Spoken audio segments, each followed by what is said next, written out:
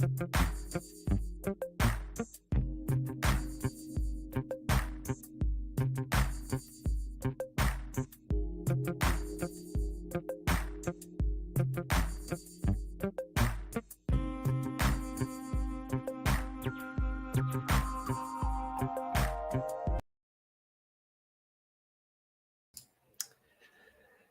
everyone, and welcome to the LottieFiles live stream.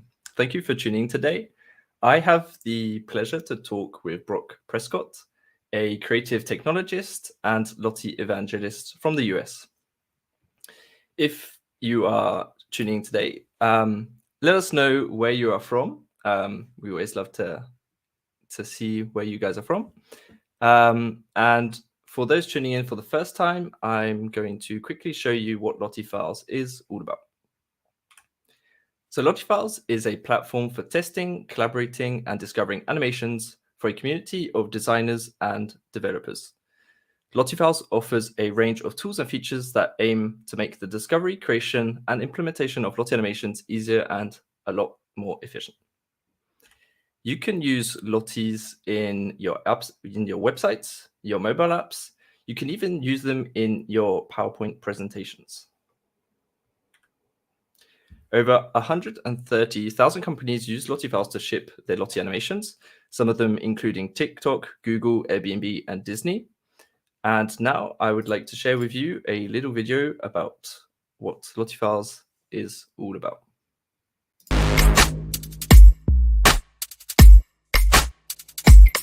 I've got a big fat drum, big fat drum. I've got a big fat drum, pounding so bad. I've got a big fat drum, big fat drum. I've got a big fat, big. Listen. Yeah. Clap. You ready? Let's go.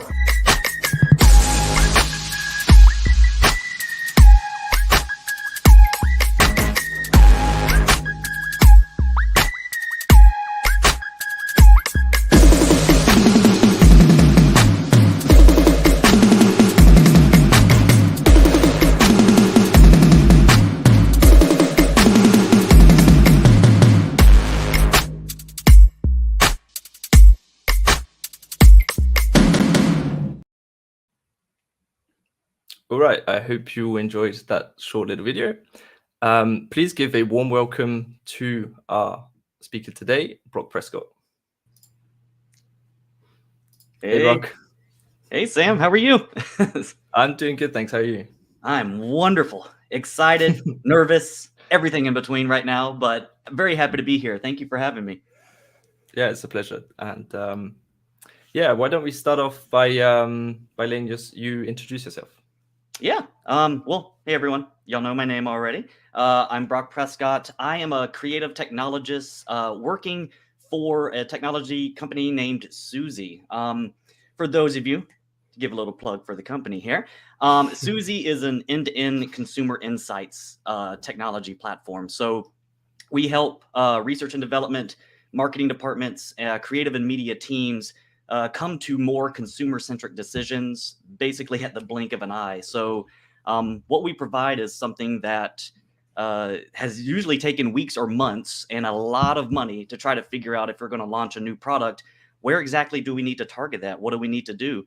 What we've provided is a platform and our own private panel through our mobile apps to allow these teams to really move faster than the speed of culture and really make those decisions efficiently, especially in a day and age where we're just moving faster and faster with all of these digital outlets that we have. So that is me. I am very happy to be here. I'm super excited to be talking about Lottie today.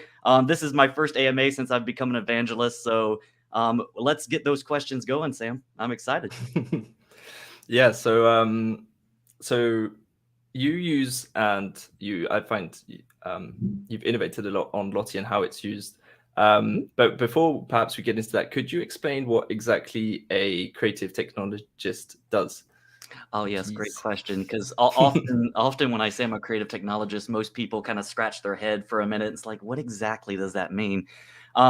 So Creative Technologist is there. We have every technology platform has a UX or design side of the house where we actually think from that conceptual standpoint of how we're going to create this app. What's the user experience going to be? How's the user going to flow through different app's features?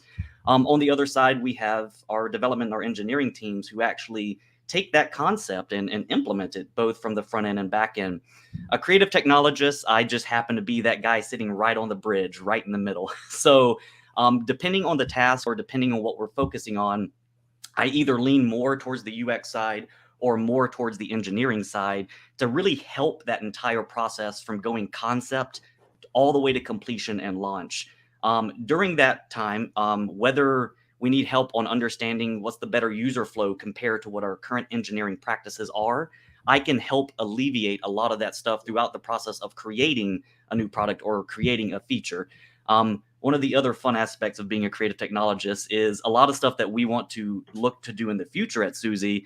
I do have the fortunate opportunity of getting to kind of research and tinker exactly how we're going to implement some of these technologies into our platform. And that's kind of precisely where I ran into Lottie in the first place. But yeah, that's what a creative technologist does. And I will advocate for it as much as I possibly can because it's a weird role, but it's a really fun one. Yeah. Do you have a preference on sort of which side of the coin you like to work on, or do you like both equally? I love both. I love both equally. And I got to be honest, I came from a design background originally, so I do have a small heart, kind of leaning towards the design and UX side because that's where I started. And I came into engineering from that way, which is quite opposite from a lot of engineers that I work with. So that's possibly why I landed in the intersection of where I'm at, becoming a creative technologist. But for my preference, it really depends on the day, because if I'm working in code and I inevitably reach that moment where I'm just banging my head against my desk and not realizing what bug I'm dealing with, I'd rather open Figma and kind of tinker with my designs and figure it out from that perspective. But both are equal. Both balance me really well. And it's absolutely fascinating to be able to come up with an idea from a design perspective and actually work through all of it until it gets implemented to see its fruition at the end of the day. That's very rewarding and fulfilling for me. Yeah, that sounds awesome. So let's start at the beginning. How exactly did you discover Lottie? Why did you need Lottie in the first place? Yeah, it actually came up as one of my first tasks whenever I joined Suzy. So we were looking to provide some micro interactions within our app. So micro interactions, for those who aren't familiar, UX term where if someone's using your app, these are the little moments in between the app where it provides a bit more delight associated with the app. So we were looking to implement some of those, but we not only wanted to implement just an animation, we wanted to implement an animation that we could dynamically adjust at runtime for the app, just based off of the user that it's in front of. So since we are a research platform, we naturally wanted to provide a little research to try to figure out exactly what type of users we have, what can we put in front of them, and if we were to create an animation, are we able to dynamically adjust that based off of that target audience that's in front of them? That's exactly where I ran into Lottie. In the first place I ran into Lottie was LottieFiles itself. And not only being in awe that there are so many free animations out there, because 9 times out of 10, as a designer, when you're looking up photography or illustrations or something, everything is stock. Everything costs like $100 just to download. So the fact that I ran across this in LottieFiles, I was pretty much in awe at the first point. But as I started diving in and trying to understand first what Lottie was, because I'm not sure about most people out there, I'm an evangelist. The first time I saw the word Lottie, I was like, what? so it took me a minute to learn it myself.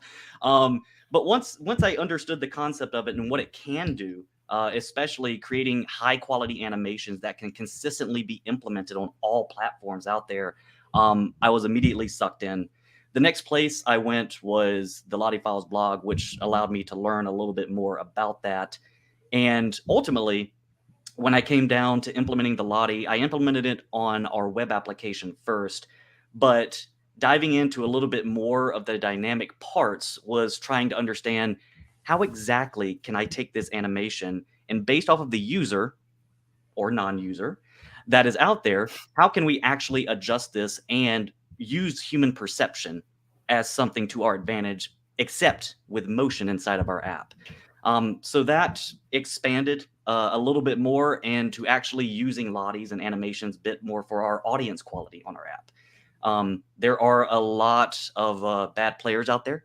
There's a lot of data scrapers and a lot of bots out there, but the one advantage that we have, especially from a design world and especially from a UX world, is that we understand human perception. And there are always things in human perception that a bot or something that is completely data driven will not be able to understand or delineate, especially if it changes like that in front of them. So using Lottie, I expanded a little bit more into exactly how can we use human perception to our advantage to at least help out a good chunk of our audience quality, which, at least for us at Suzy, that's everything, because we want to make sure that the audience we provide to our consumers is something that they can trust all the time, because they're using our app to make lots and lots of research decisions that could affect products, could affect budgets.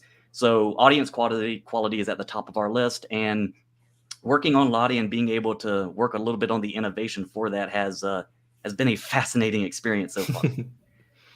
Yes, I've just put up on screen some of the animations you shared with me. And so did you know how to animate before Lottie? Did you like pick up After Effects specifically for Lottie? How did you go about that? I worked with After Effects a little bit before I was working with a Lottie, but I did it in a completely different manner. A while back, I worked for production studios for Universal, and we would have clients come in that either wanted to film commercials. They were filming certain things in the backstage down in Orlando where I lived.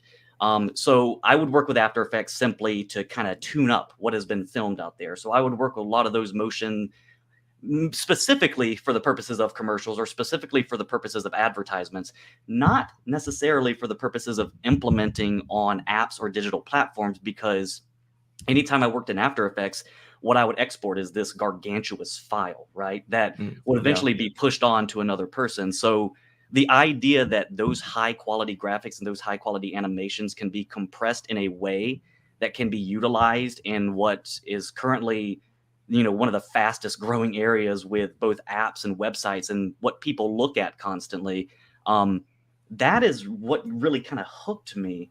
And I haven't worked in After Effects a while before Lottie, but now that I've taken up Lottie, it's literally on my screen right behind, if I could turn this camera around. But yeah, that's my experience with After Effects so far. And to be completely honest, using After Effects to create those animations as opposed to something like just basic CSS animations or something that we may use that has an animation library. I work in Angular a lot, and for any of those who are familiar, Angular material has an animation library. A lot of those animation implementations are limited to a certain extent. Something with Lottie has really elevated that profile for us. Yeah, and so you talked about a mobile app as well. So having like Lotties and seeing as they cross-platform must save a lot of time and effort as well, I'd imagine. Oh my gosh, yes. And the best part of it, a lot of it is that when our design team creates a concept, so we have a slideshow in the app at some point. So they want to create a concept that we have a Lottie that extends over that slideshow based off when the actual user swipes or when the actual user interacts with it.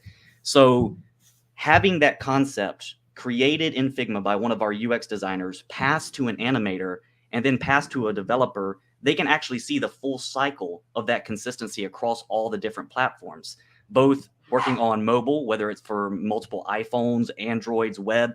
We can test it all in sync and in unison. And the best part about it is the process is efficient enough that if we need to make a change to the design or the animation, it's not like, well, we have to completely create a whole new animation. We have to completely go back to step one or the drawing board. There actually are iterative steps using this process that allow us to make those changes efficiently and immediately test once again. Yeah, that's awesome. And what would you say your biggest pain point at the moment using Lottie would be? Because you have a lot of good sides of it. Oh, I'm sure plenty of us have pain points. But my current biggest pain point with Lottie, I definitely would have to say, I am focused a lot on dynamic Lotties. My passion currently right now is the process of creating the Lotties, but once they get to a code base and once they get into that JSON format, how can we extend that? How can we actually build upon that to not only make Lotties more dynamic, but also where can that extend in the future with some of our technologies that, motion design and Lottie can cater to. Currently, the biggest part of me is trying to understand a lot of the libraries that are out there that support Lotties, both for the mobile platforms and the web platforms. Based off the APIs, some of them are a little inconsistent, so there's a little bit of digging that I personally have to do to work to make these Lotties a little bit more dynamic and work the way I want to. Not a huge pain point, but it's not explicitly sent to me in the docs or for me to read through. So if I had to point out a current pain point, is trying to get to that layer deeper and trying to learn a little bit more about that, because there could be a specific bug associated with a framework that I don't know about, but I could assume it's Lottie at the time. But without that consistency across these different libraries, that's probably been the hardest part for me to work. But don't worry, I take very good notes, and I'm hoping to kind of help that as we move forward in our journey here. So yeah, that would be great. Definitely one thing, that would be awesome to see would be more examples and demonstrations of how to make dynamic Lotties, because it's the perfect format for it. And it'd be great to see more of your work. So what would you like to see happen in the Lottie sort of world going forward today? Is taking over the world an option? Okay. The motion world. Oh my goodness. So with the foundation that Lottie has already created, just the ability of like literal high quality animations and motion that can reach all the different platforms and not sacrifice performance. That was one of the biggest things for me, is like they really don't sacrifice performance, because by the time it's done, it's just JSON code. And any front-end developer or back-end developer that you ask, they know what that is. They've worked with it in like a zillion REST APIs. So what I'd like to see for Lottie moving forward is not only the extension of what we can do with Lottie, specifically from a development and engineering perspective, because by the time it hits developers and they're working directly with JSON code, the possibilities can be endless. So trying to help extend that and manipulate Lotties in runtime and make them more dynamic, I really would love to see more content associated with that and expand that.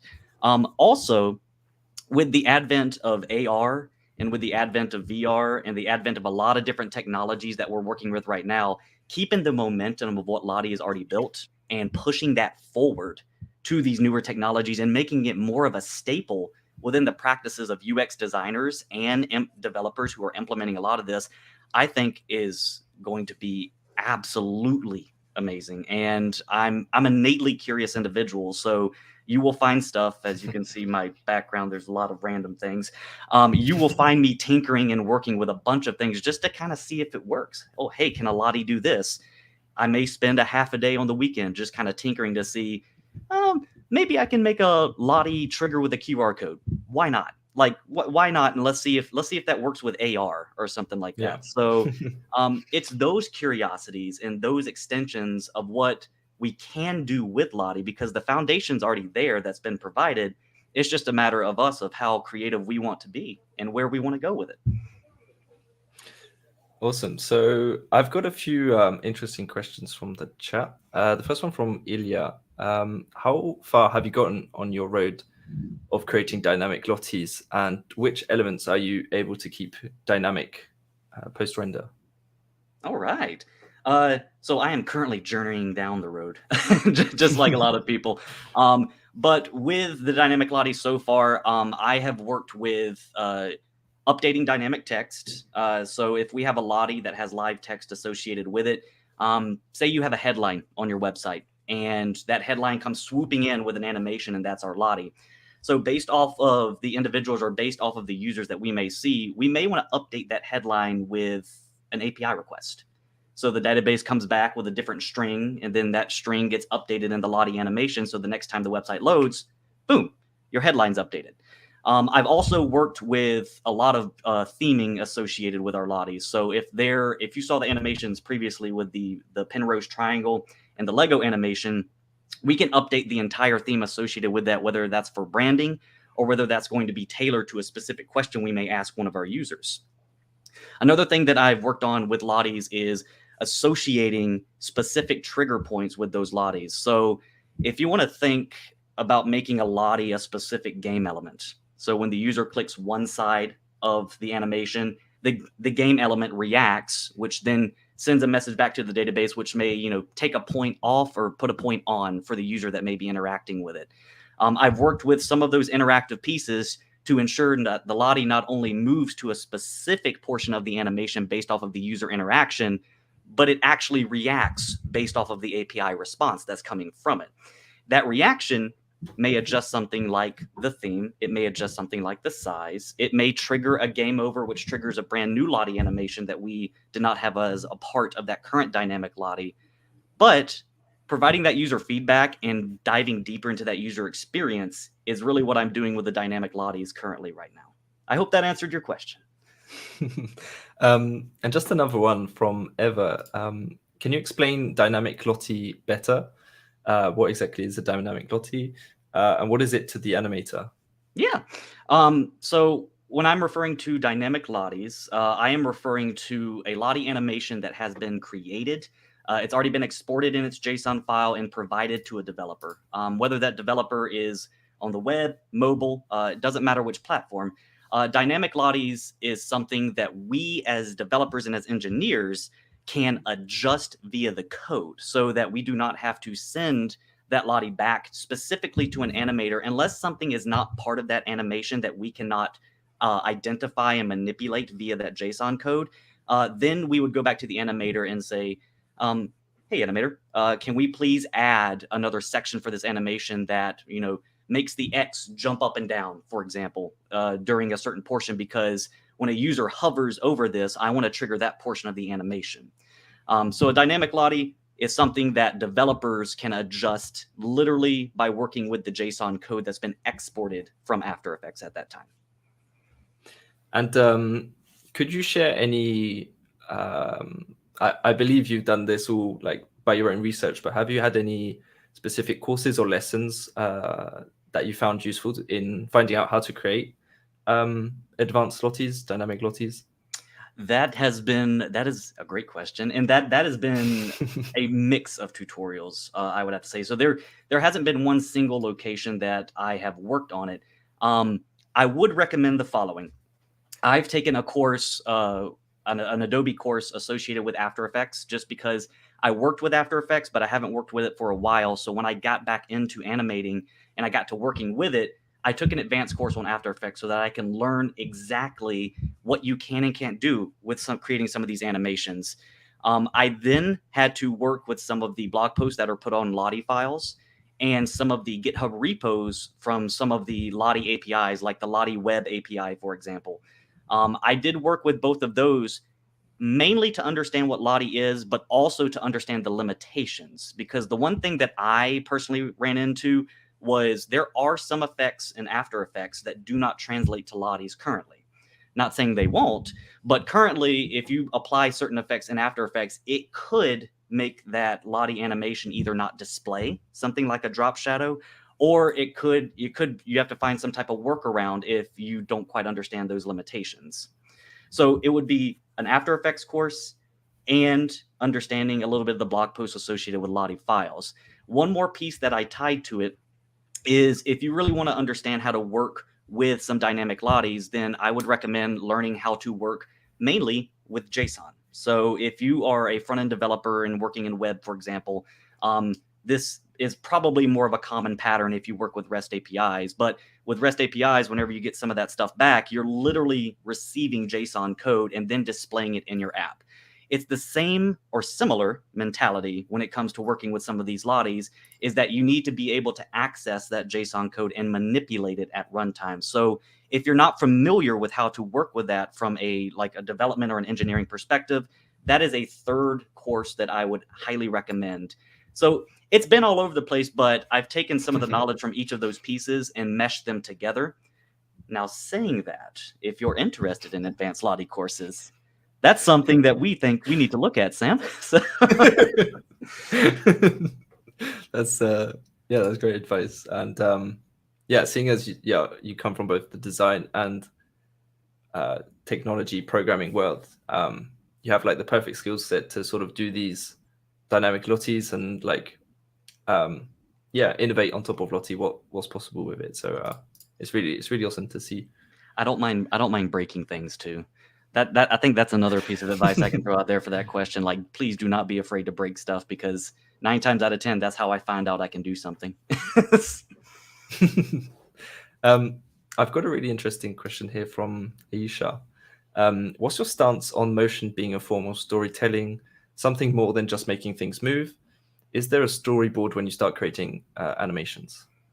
Okay, I'll go with the first part of the question first. My stance on motion and storytelling is that it's vital.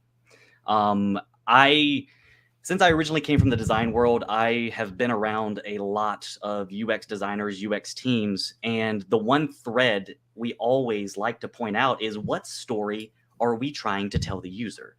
Because one credo that we always say with apps is, whether you have an app or a site and it does A, it's like, great, it does A. There's probably 100,000 other apps out there on the App Store or on the web that you can find that probably does that. Tells you the weather, for example. There's 100,000 of them out there. But what's your unique hook? And that's where the UX of storytelling comes into play. So for a very long time, that UX we've provided with a lot of flatter design systems, which design systems are vital, and they actually provide a nice little theme and immerses you into the UX of whatever you're creating. They do tell a specific story, but when you add motion, when you add that little piece of delight to make the user feel like what they're using it's kind of part of them, it's alive a little bit, right? I don't know if anyone here played with Tamagotchi back in the day, but shout out to Tamagotchi. But it's something, even the motion sitting in those little Tamagotchis, or like the little Pokemon stuff, right? Like, just that small amount allowed you to immerse yourself into the story that developer or designer was trying to provide for you, which ultimately for them, it's an appreciation of their artwork, and it's appreciation of their art form, which is the best compliment anyone can ever provide is, hey, I like that app you provided. It makes me feel good every time I open it. It makes me want to stay in the app. It makes me want to read the articles and interact. And I'm sorry, I forgot the second part of the question again, so I can address that. It was, is there a storyboard when you start creating animations? Most definitely. Usually what I've done so far is I work in Figma with some of the animations that I've created. And if you're familiar with Figma right now, Figma has these items called variants, where if you just create a normal component, you can create a multitude of variants associated with that component. And what I've done with the animations, say it's a button animation, for example, or even a slideshow animation, I've worked with creating that design, and then each variant of that design inside of Figma would basically be the next iteration that I wanted to see. So if a user's arm's here and they want the arm to go up here, that will be a variation on that design inside of Figma. The idea in Figma, before you hand it to your animator, is you want those variants to basically be that storyboard, tell that storyboard, so the animator knows what they specifically need to notate in After Effects. So whether that's through markers, or whether that's just identifying the frame of where that motion change is going to take place, or exactly how that's going to progress through the entire application. Because you may have an animation that is universal, that is just there constantly. So you have to understand all the different states that animation may take, whether a user clicks, swipes, or goes off the page and comes back, and if there's like a little introductory animation that may happen when they come back to that page. All these things are laid out in a storyboard. I'll call it storyboard style, with the variants inside of Figma. And another question just coming. Since your animations are created for both web and mobile, are there any sort of best practices you've noticed and had to pass on to the designers and animators at Suzy? And did you have to do any sort of optimizations to them, to your Lotties? I'm constantly optimizing my lives. But best practices, I would recommend if you're looking for consistency across all platforms, try not to get terribly complicated with some of these animated movements, simply because, especially working in web, you have a ton of browsers, and each browser has their own level of what they support from different scripts, from different libraries, different frameworks. 9 times out of 10, the technology, especially open source technology, is ahead of the actual platforms that we may be working on, simply because these platforms are created by larger companies, so they move a little bit slower. So for consistent Lotties across all platforms, I would consider the entire story you're trying to tell with that animation, and then consider what is the simplest, most effective way you can implement that, because that is actually going to give you a nice foundation to be able to hit every platform with as little surprises as you can possibly get. Once you have that, then you can expand upon it. Then you can kind of work into a little bit more, okay, I want to try this advanced motion technique in After Effects to see if it works. But once you have that solid foundation of a Lottie that's consistent, that you know you can count on, that's solid, you have it, and then you can innovate on top of that. Yeah, that's great advice. What as a Lottie Evangelist and your first time coming up on the live stream, what would you like to help people with within Lottie? Yeah. So now I have a small obsession with Lottie, just a tiny one if you couldn't tell yet. My biggest thing with becoming a Lottie Evangelist is I really want to have that introductory hill that people may have to get of to actually conceptualize and implement Lotties. I'd like to really just help expand that a little bit more, so that if people are feeling a little afraid, or like myself, I know everyone has it, a little bit of imposter syndrome, right? Like, I've never worked with that. There's no way. I don't have the skill set. I really want to eliminate a lot of those thought patterns and really try to help people become a part of motion design, because we all have creativity. It all exists in our head. It's just, which outlets do you have and where can you provide it? And the fact that Lottie is something as simple as it can be, but as powerful right out of the box, I think that's something that really needs to be put out there, and we really need to advocate to have more people become part of the motion community, because even if they don't understand how to animate, you may have a designer who can express a bit of the story and say, I kind of want this to happen at this portion of our app. Then you can collaborate with other animators and other people of our Lottie community to really help bring your idea to life. Another thing I'd like to do with Lottie evangelism is actually work on extending what Lottie is capable of. Some really innovative practices that we may not have thought of when it comes to just Lottie animations. So Lottie animations are wonderful, especially if you have an interaction with like a button click or something like that. But what can a Lottie animation do in a game format? What can Lottie animation do, say, if you have like your kid's baseball team and the logo is a little AR Lottie animation? So you point your camera at it, and then all of a sudden a thing will pop up and animate. Like, just the possibilities of using this, especially with the platform that's been provided already, it can go anywhere. It's just a matter of time and a matter of some great creative minds to put it into practice. Yeah, so the future looks bright for Lottie. Oh, yes. Oh, yes. If you could talk to your younger self 5 years ago on your life and career, what advice would you like to give to yourself? Oh my goodness, that's a really good question. I would kind of go back a little bit to what I mentioned a moment ago and sum it up as just don't be afraid.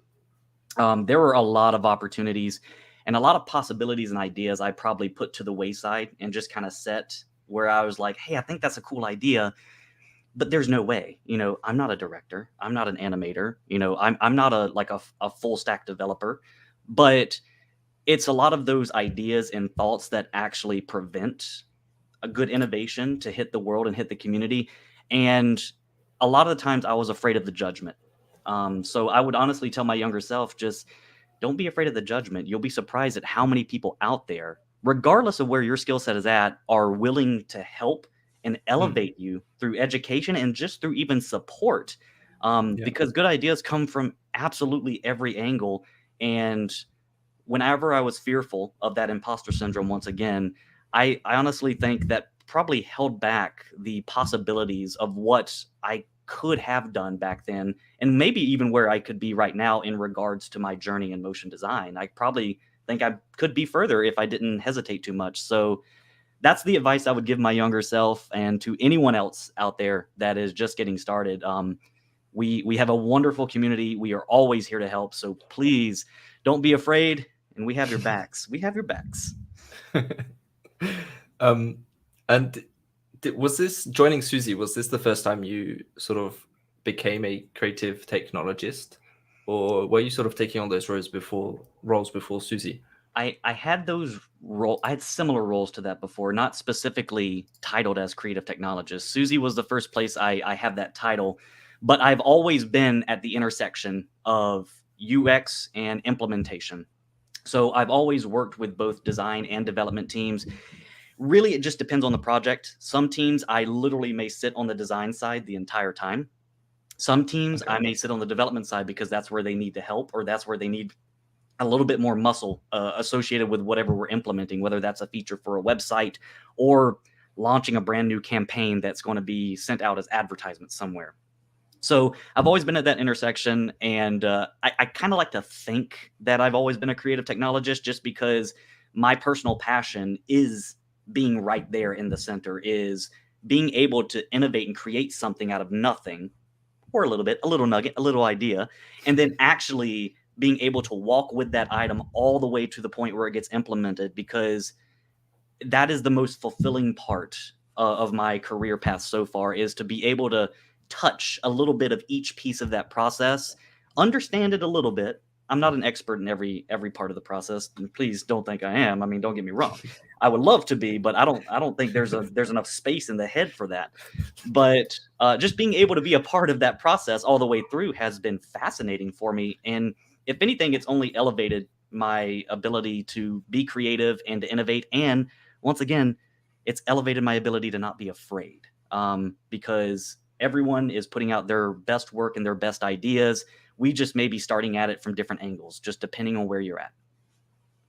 Awesome. Just another question from Ilya. Do you guys work only in-house in regards to Lottie Animations, or do you work with freelancers?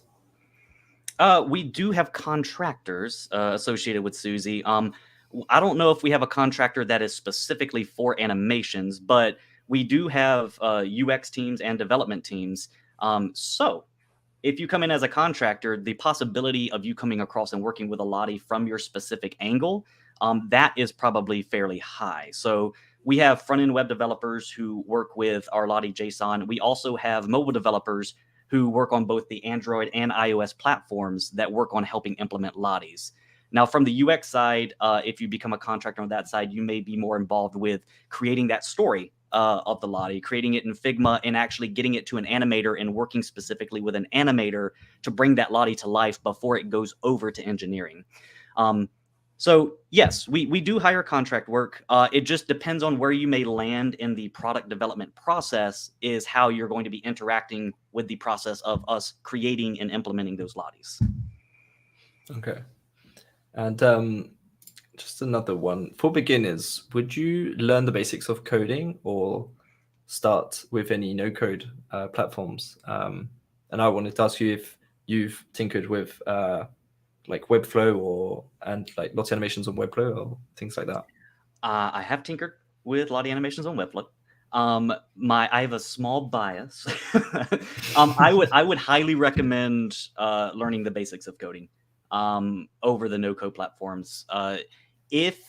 And this is coming from my perspective of working with dynamic Lotties. So if you're interested going down that path, having that solid foundation and learning the basics of coding, even if you're a designer and you're not planning to go into the development or engineering realm, will only increase your knowledge and help you understand if I animate a Lottie in a specific way and give it to a developer and they're trying to manipulate it in any way, I understand exactly how that translation is going to happen between my animation in After Effects and that JSON code. Just having that simple amount of knowledge associated with that will take you a lot further than you think it can go. Awesome. What's a question you wished I asked you today? Ooh, oh my goodness. Well, see y'all later. No. Oh no. Oh my good. Well, where's my puppy? Because he's actually been quite quiet. I'm very proud of him. He hasn't come in and squeaked once. So one question I wish you asked me was, why Lottie over other animation frameworks? Okay. So why Lottie over any other animation frameworks, bro? Great question, Sam. So I looked up multiple ways when eventually implementing or trying to figure out how to implement animations in a very consistent and high quality way. When I ran into everything that can be animated on the web or within the mobile world right now, I kept running into the same wall. Hey, we have this library that can animate, but you can only use this library. It can only be for this framework or this platform, web, iOS, Android. And you basically, here's your small plate. Here's your small plate of options of what you can do with these animations, which basically, turn into like fade right, fade left, bounce animation, hop animation. A lot of them looked eerily the same, and a lot of them had eerily the same limitations associated with it. When I ran across Lottie for the first time and took the time to read about it to understand, okay, so I'm not reliant on actually creating my animations via code or a very specific framework that was made for a very specific platform. I can actually generate an animation with the UX team. I can generate that animation outside of a code platform so I can understand the longevity and the lifeline of that animation. And then it exports to editable code that can be adjusted anytime that I want. That threw me over the moon. And that's honestly, when I came to comparing all those frameworks, I said, well, if anything, this is where motion's going. This is where the future of enhancing and increasing the user experiences of whatever you're creating, this is where it's going to happen. So that's what truly got me excited. That's what truly got me invested in Lottie compared to other animation frameworks out there.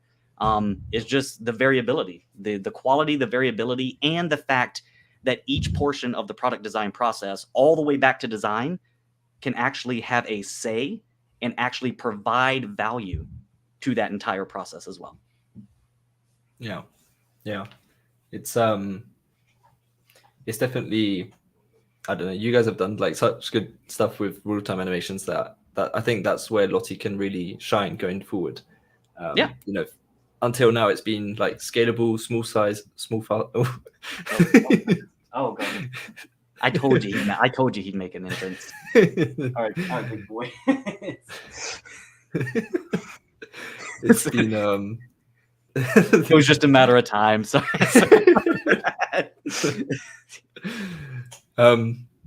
So yeah, no, going forward, the dynamic Lotties and having them, custom tailor themselves to the user, is definitely gonna become a lot more prevalent.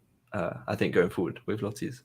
I think if anything, it's really going to enhance what UX teams can provide. Oh, there goes my other puppy barking.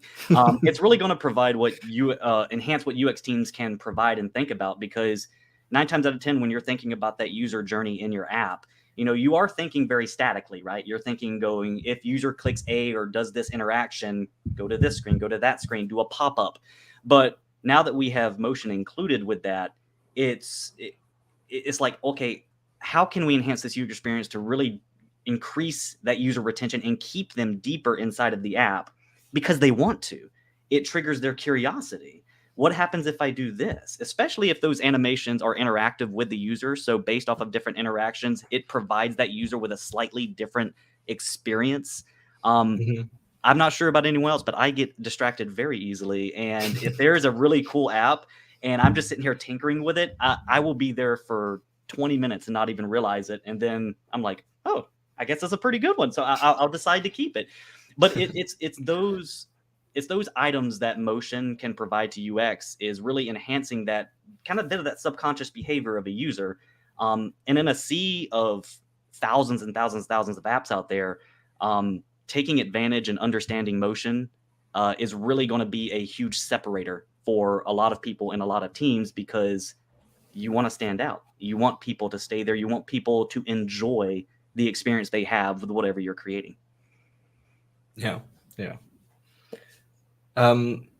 Brock, it's been a pleasure talking to you. It's been a pleasure seeing your puppies. Well, thank you. They will happily go on a live stream anytime you want. Please tell us where people can find you and get in touch with you. Yep. So I am in two places. Primarily, I'm at LinkedIn. If you just search Brock Prescott, Prescott, you will find me. And also, I am on Twitter at Brock Prescott as well. Those are my two primary social media platforms. And, sorry, another puppy. Those are my two primary social media platforms. I do apologize. I'm not the best at LinkedIn. I'm not the best at Facebook or Instagram. So my apologies for that one. But you can find me there. And also, here in the near future, you may see me perusing around YouTube with some Lottie content as well. So please keep an eye out for that very soon. That's what we'd like to see. Yeah, that'd be awesome. Thank you very much for your time, Brock, and have a great weekend. Thanks, Sam. Nice to talk to you. Nice to talk to everyone else. Y'all have a good one. Cheers, man. Cheers. Okay, so that was a great talk with Brock, and this whole live stream will be re-uploaded onto YouTube. So if you missed any of the parts or want to go back to any of Brock's advice, please do check out LottieFiles social media accounts. Coming up in a few hours, today or tomorrow, wherever you are in the world, I will actually be on Lottie Lagos talking about exploring motion and having an introduction to motion design and Lottie animations. So I'm going to take you through creating an icon in Figma or Illustrator, animating it in After Effects, exporting it, and get it onto the web. So if you're starting out with Lottie, this would be a great live stream for you to check out. We value your feedback, and if you have any to give us, please do use this link and let us know. Thank you for coming today. It's been a great talk, and I will see you in the next one. Bye-bye.